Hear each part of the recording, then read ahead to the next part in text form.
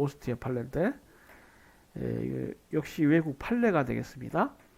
자, 당사자 간의 매매 계약이 체결되었고 제3자가 매도인과의 거래에서 발생한 채권을 매수인에게 이전하였으며 매수인이 이를 가지고 매도인의 대금 지급 청구에 대해 상계를 주장한다. 그러니까 이제 이 제3자가 뭐 이게 채권을 이전했다, 뭐 채권 양도 문제가 이제 다투어진 것 같습니다.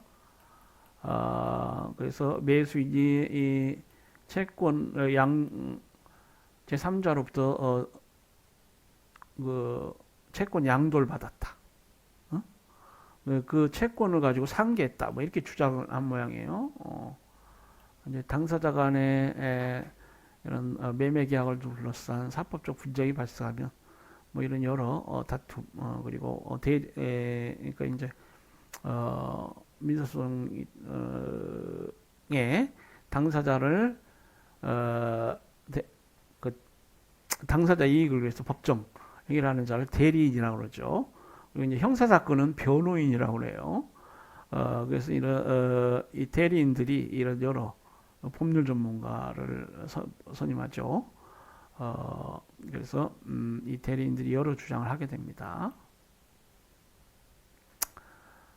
협약 제4조에 따라 협약의 적용 범위를 검토하건대 협약의 규정에 의하여 규율되지 않는 청구권을 가지고 채권 양도 문제, 이 문제는 협약이 규율하지 않습니다.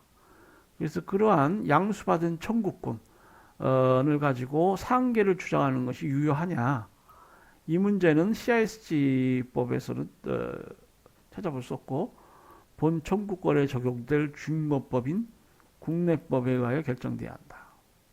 매수인 국가의 국내법을 적용하건대 이러한 상계는 허용되지 않는다. 우리 민법에도 상계편이 있죠.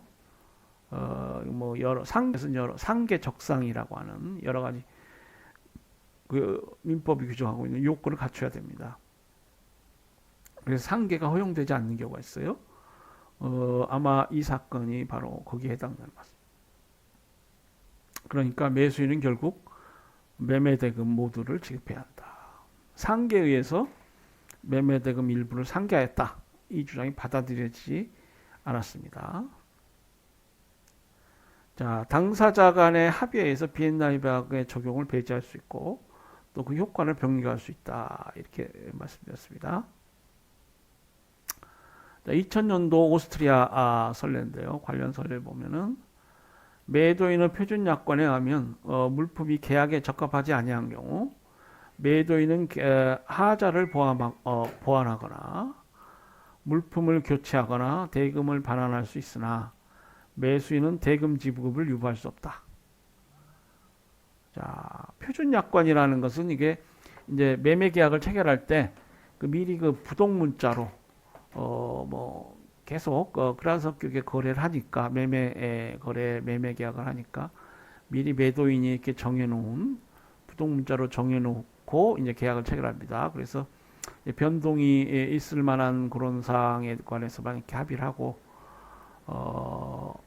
이제 그렇지 않은 경우는 표준 약관으로 이렇게 딱 미리 부동 문자로 인쇄해서 계약을 체결하죠. 잘 읽어봐야 돼요. 예, 그래서 이제 이런 경우에 이러한 표준 약관이 어떤 불공정한 계약이 될 수 있습니다. 또 당사자들이 부지할 수도 있고요. 그래서 약관 규제에 관한 법률도 있고 이 거래에 있어서 매도인이라는 것은 특히 이제 독과점 기업이랄지 큰 대기업의 경우에는 그 거래에 있어서 매우 유리한 지위에 있게 되는 자들입니다. 그래서 이런 표준 약관에 의한 어떤 부당한 횡포도 있을 수 있죠. 자, 이 표준 약관에 따르면은 뭐 이런 조항들이 있어요. 이때 이제 매수인은 대금 지급을 유보할 수 없다. 물품이 계약에 적합하지 않다. 물품의 계약 적합성, 물품의 하자라고도 하죠. 이런 문제도 뭐 나중에 우리가 살펴보겠습니다만은 대부분의 매매 거래 그리고 매매 계약상 어떤 분쟁은 이 물품의 계약 적합성, 이와 관련해서 발생하는 경우가 많습니다. 뭐 물론 신용장 관련한 대금 지급 문제도 많습니다만은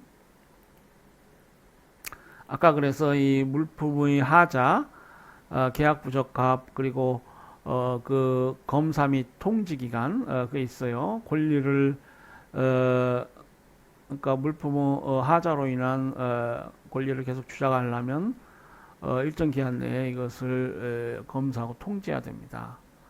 어느 기간이 지나면 더 이상 주장할 수 없는데 그런 부분들이 국내 기업에 불리할 수 있어서 우리나라가 CISG 가입을 한참 미뤄왔다. 뭐 그렇게 말씀드렸죠. 자, 이에 따라 그런 표준약관이 있고요. 이에 따라 매도인은 매수인이 대금 지급을 유보할 수 없다. 이 표준약관 조항이 있지 않느냐 이렇게 주장하였고, 매수인은 표준약관의 이 조항이 유효하지 않으며 협약 제49조 제1항에 의하여 계약 해제권을 가지고 있으므로 대금을 지급할 필요가 없다.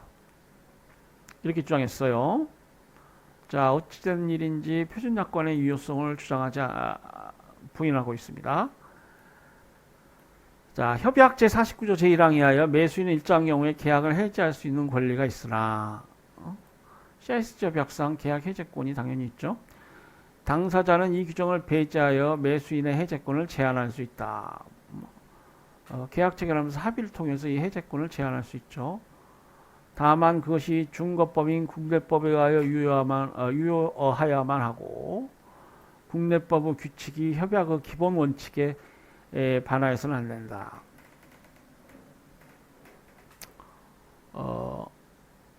그러니까 해제권 제한 이와 관련해서 그 국내법이 강행적으로 적용될 수 있다는 것입니다. 이 중거법 뭐 약관 규제에 관한 법률할지 뭐 이런 말씀 드렸습니다만은 이 해제권 제한이라는 것은 매수인에게 매우 불리한 것이고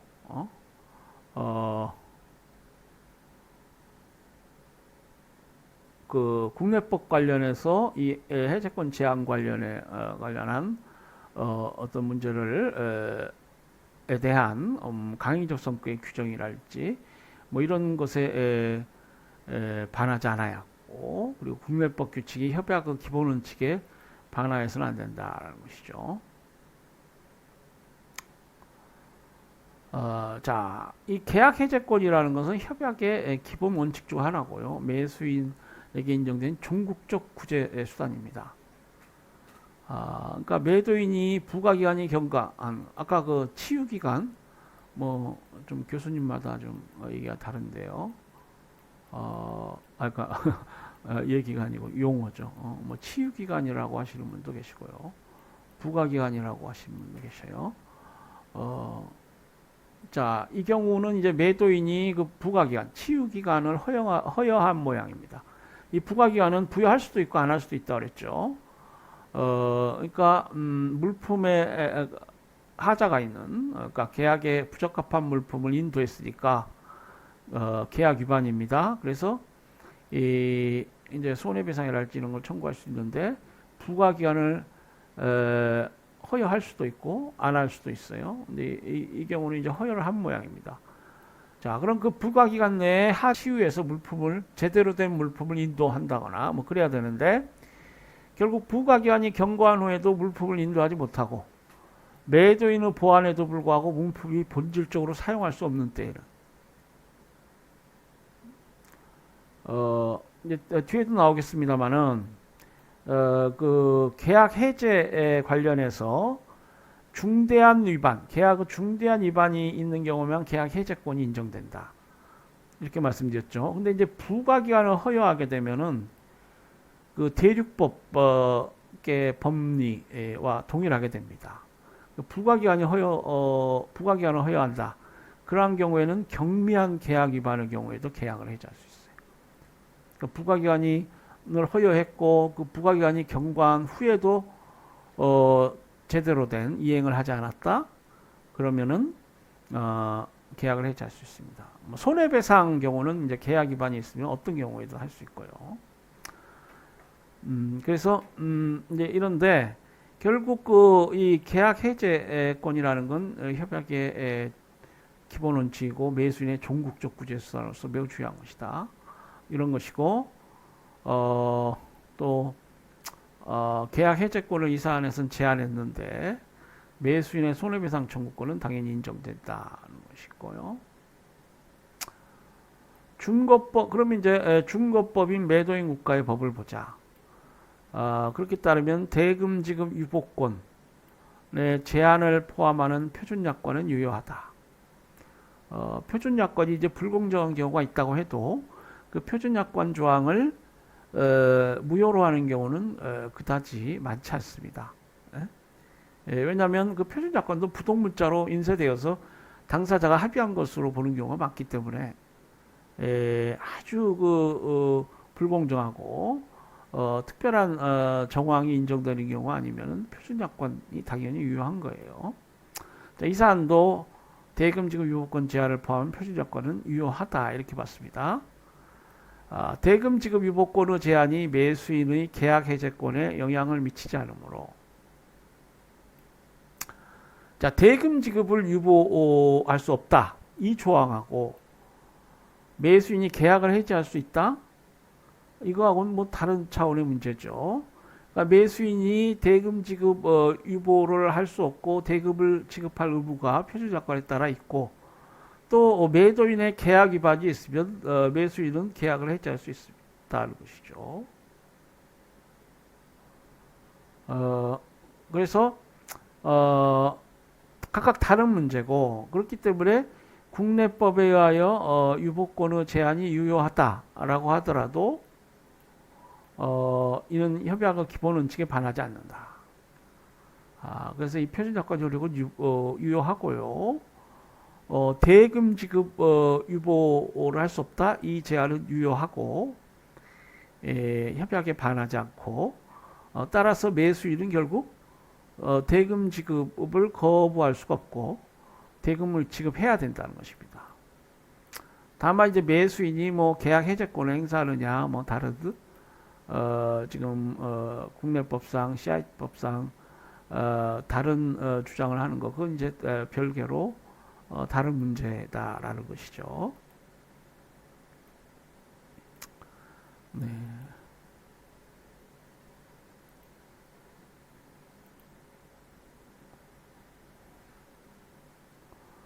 자, 따라서 매수인은 물품의 계약 부적합 문제가 해결되지 않았다 하더라도 대금을 지급해야 한다. 표준약관이 유효하기 때문에요. 다만 매도인이 물품의 하자를 보완하지 못하거나 대체 물품을 공급하지 못하는 경우 매수인이 계약을 해지할 수 있는지 아니면 대금 감액권을 가지는 데 그치는지가 문제로 될 것이다. 아마 이 사안은 부과기간을 정해서 이거 최고를 하고 다시 한번 이행을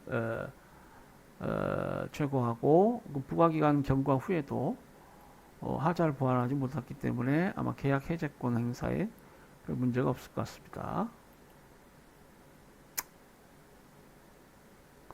네.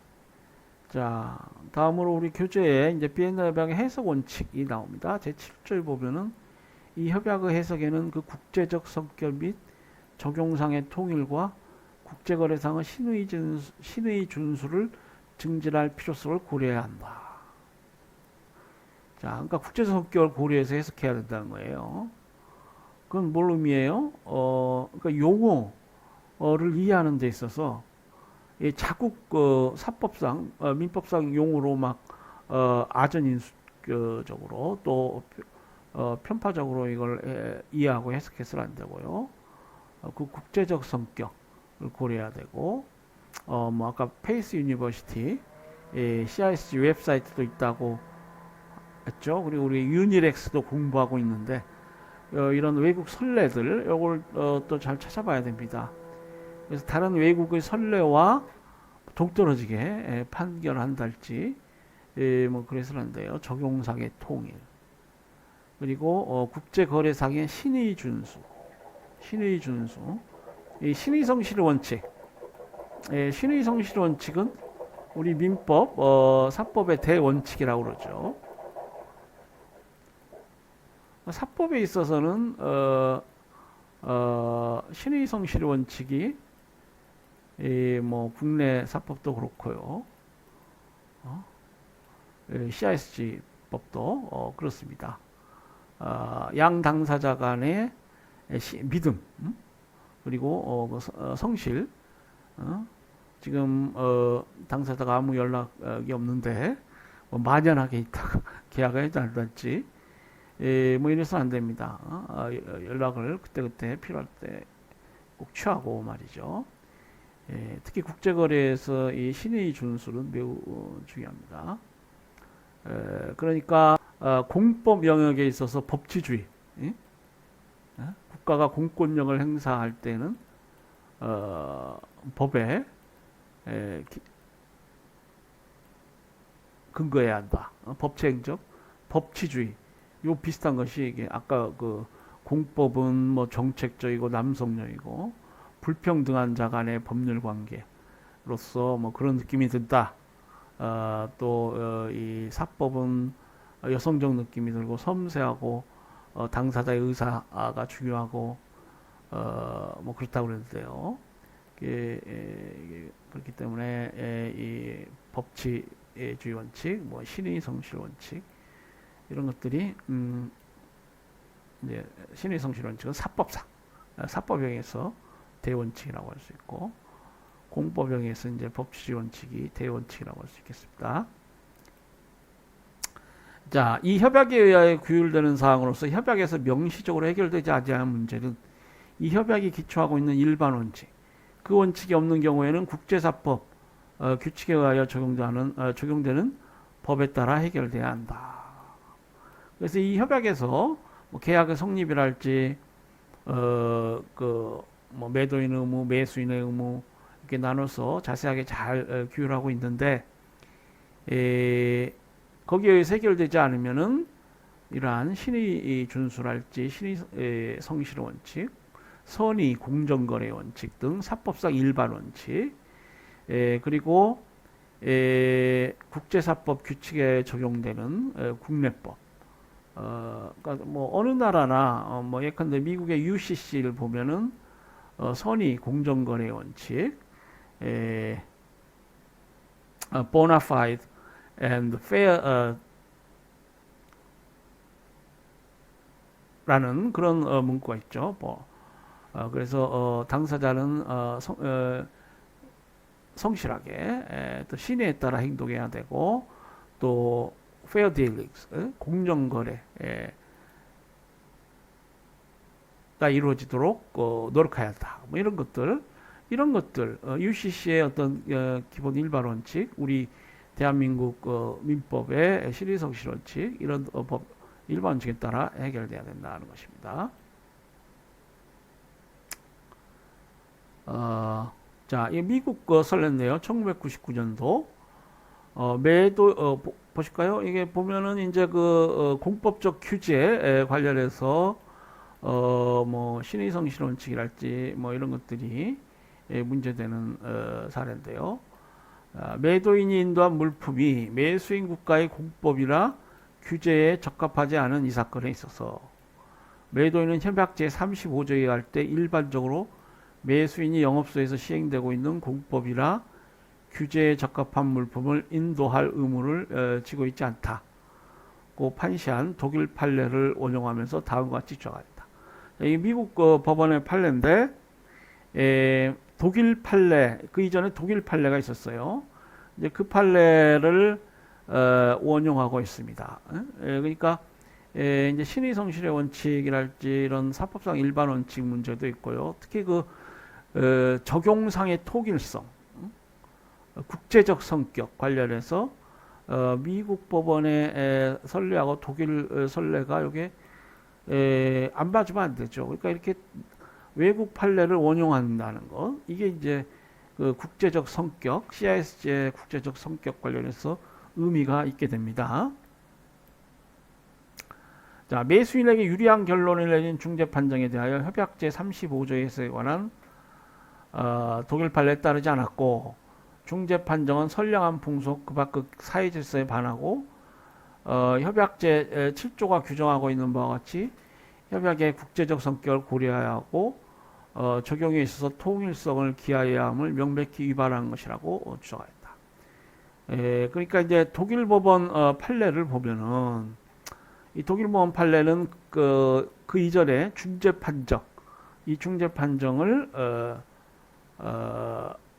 파기한 거예요.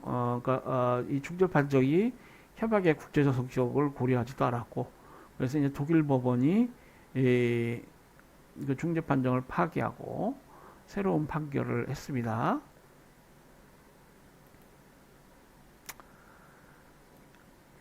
이에 대하여 법원은 중재 판정은 협약 제35조에 관한 독일의 판례를 해석함에 있어서 잘못이었고, 그러니까 이건 이제 제가 잘못 말씀드렸는데 주장입니다. 주장. 아이고 좀 오랜 시간 강의를 했더니 좀 약간 그러니까 이게 당사자들이 이게 지금 중재 판정이 이런 오류가 있다 이렇게 주장을 한 거예요. 근데 독일 법원은 그러한 대리인들의 주장을 배척했습니다. 이 중재 판정은 협약 제35조에 관한 독일의 판례를 해석함에 있어서 잘못이었고, 그 협약 제7조에 따라 협약의 국제적 성격을 고려하였으며 그 적용에 있어서 통일성을 기하였다. 이렇게 판시했어요. 독일 판례가 선언한 바와 같이 매도인은 일반적으로 매수인의 영업소에서 시행되고 있는 공법이나 규제에 적합한 물품을 인도할 의무를 지지 않는다는 것이 일반 원칙이나 다음 세 가지 사정이 있으면 그러하지 아니하다.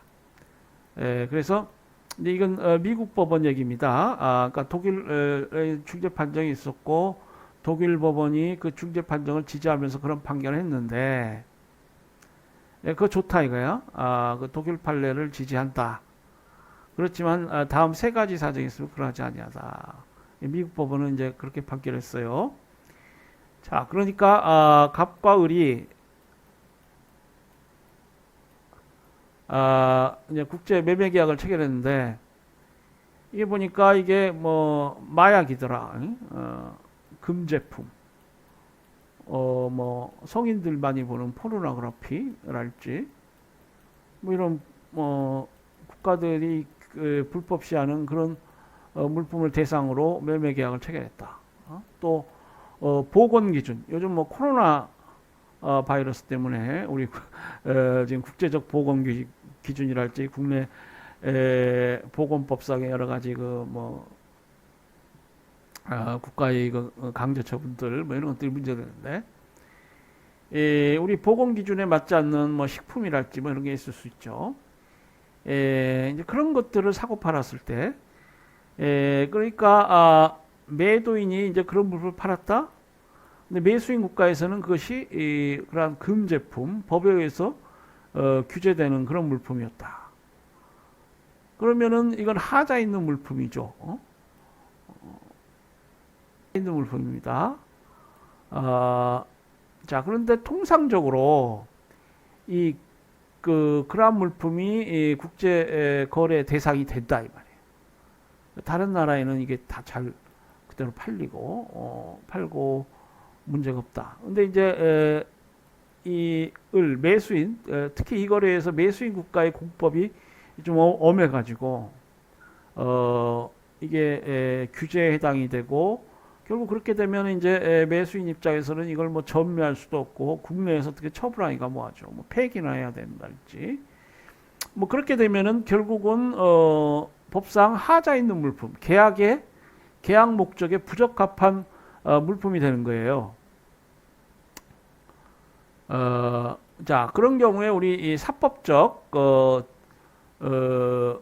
정의 관점에서 그러한 매매 계약을 어떻게 봐야 되느냐? 이거는 사법적 차원의 문제니까 매도인이 일반적으로 통상 하자가 없는 물품인데 특별하게 그 매수인 국가의 공법이 있어서 그런 문제가 있을 때 매도인이 그런 것까지 다 알고 주의해서 하자 없는 공법상 규제에 맞는 그런 물품을 공급할 그러한 의무까지는 지지 않는다. 그러니까 물품이 자연적으로 이 자동차가 무슨 브레이크가 잘못됐다 할지 뭐 이런 것들이 아니고 그 뭐 보건 기준이랄지 안전 기준에 미달 그 특별한 공법적 어떤 조항에 위반해서 그런 성격의 하자까지 다 알고 매도인이 무슨 전지전능한 법을 다 알고 그런 사람도 아니고 그렇기 때문에 이러한 경우에 그러한 의무까지는 없다. 자연적 하자하고는 다르다. 이렇게 독일 판례가 받고 미국 법원도 그 독일 판례를 지지했어요. 그러나 모든 경우에 그런 것은 아니고 예외가 있을 수 있는데 그것이 미리 지금 우리 이 교재에 나왔나요? 보면은 이제 미리 이 세 가지 경우 우리 교재 40페이지 제가 슬라이드를 이 부분이 생략되었는데 첫째 매수인 국가의 공법이나 규제가 매도인 국가의 것과 동일한 경우 그렇겠죠. 매도인이 지금 다른 나라 공법은 잘 모른다 이렇게 해서 그런 의무를 까지 인정할 수 없다 그랬는데 똑같은 공법이 매도인 국가에도 있다 이 말이야.